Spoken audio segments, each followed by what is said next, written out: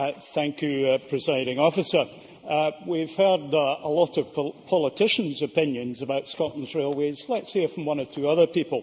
I happened to meet James Abbott, who's the editor of Modern Railways at Waverley Station on Tuesday this week. It was a fortuitous, not planned meeting. He's up having a look at the improvements that are being made at Waverley and the improvements that there are in Scotland's railways.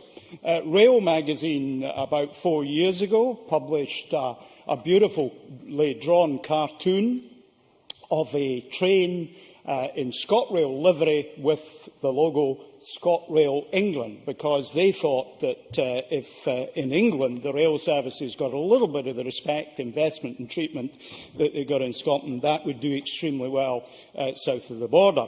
And only in this month's edition of Rail magazine, in discussing rail fares, the point is made that to the rest of the UK rail network that Scotland is simplifying rail fares via fair fare service. Why can't we have that south of the border? So the objective commentators, quite distinct from us as politicians, are very clear about the achievements that there are in Scotland. And turning to what something that Elaine Murray said, she said that it was a great achievement that the £28 million Paisley Canal project was brought in for £12 million, and I absolutely agree with her. But when we improve the costings for taking forward the Egypt project, that somehow is miraculously transformed into a cut, whereas taking £16 million out of Paisley Canal is not. If it's brief, ma'am. Dr Murray. I wonder if the member would like to remind us what Rail magazine had to say about the cutbacks to Egypt. Well, Mr Stevenson. We can all choose our quotes, and let me just give you a quote from Ian Gray when he was Transport Minister. Ian Gray promised us that nobody, not 95%, nobody in Scotland would have to stand anywhere in the ScotRail network for more than 10 minutes.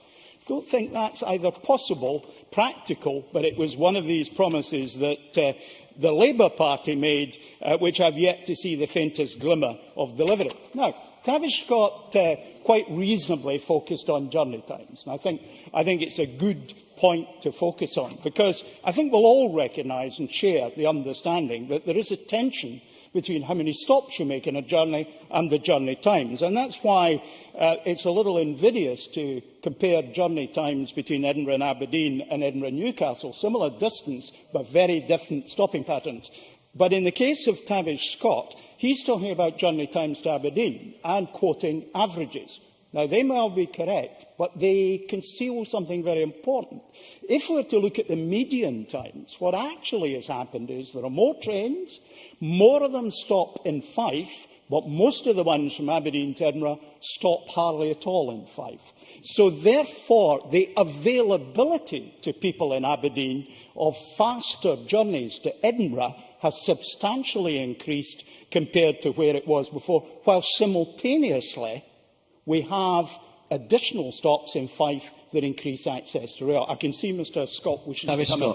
Mr Stevens is giving way. I take his point, but I was simply quoting the government's own figures on average journey times. And I also looked at the SNP's manifesto from 2011, a document I'm sure he's entirely familiar with, which says our proposals will also mean faster and more frequent connections between Inverness, Aberdeen and between those cities in the Central Belt. Didn't happen with the figures I used. I simply return to the point that he's correct about average times, but median times would be a better way of looking at it, because we've introduced more fast journeys between Aberdeen and Edinburgh. And I think that's the point. You only get the answer to the question you ask. Sometimes you have to modify the question to understand what's actually going on. Now, let's just talk about rail fares. I have to say one of the great benefits of old age, and there aren't very many of them, is having access to the senior rail card. It's £30 a year and an enormous bargain. That, coupled with offers in ScotRail, have meant, for example, that this week my return journey, Huntly to the south, is a mere £17, provided I go off-peak, of course. So that's very good. And there are many, many opportunities for people to do that. Looking at the fare structure is important. I have been advised, for example, when travelling from Keith to Inverness, to actually buy a ticket to Muir of Ord, which is beyond Inverness because it's cheaper. That's the sort of anomaly which we will continue, I hope, to work on. Aberdeen to Inverness. Well, it's worth looking at what's happened at Inverurie.